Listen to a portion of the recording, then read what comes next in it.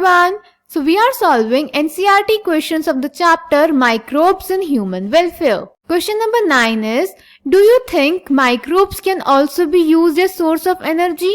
If yes, how? तो question में हमसे पूछ रहा है क्या माइक्रोब्स को हम as a source of energy use कर सकते हैं और अगर हाँ तो कैसे. So let's check the answer. Answer number 9. तो बेटा हाँ, हम माइक्रोब्स को as a source of energy use कर सकते हैं. कैसे? To produce biogas. जो हमारे माइक्रोब्स होते हैं वो बायोगैस प्रोड्यूस करते हैं. कैसे?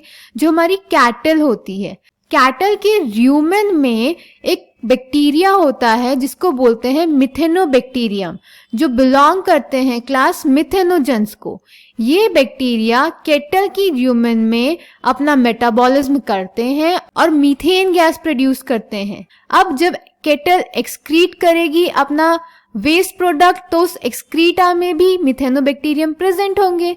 तो उस डंग में भी मिथेनोबैक्टीरियम मीथेन गैस प्रोड्यूस करेंगे जिससे हम बायोगैस बना सकते हैं, जिसे हम कॉमनली गोबर गैस भी बोलते हैं.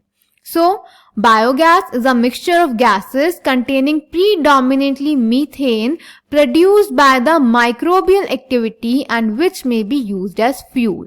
The microbes produce different types of gaseous end products during growth and metabolism.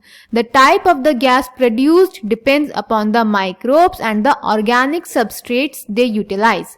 Certain bacteria which grow anaerobically on cellulosic material produce large amount of methane along with CO2 and H2.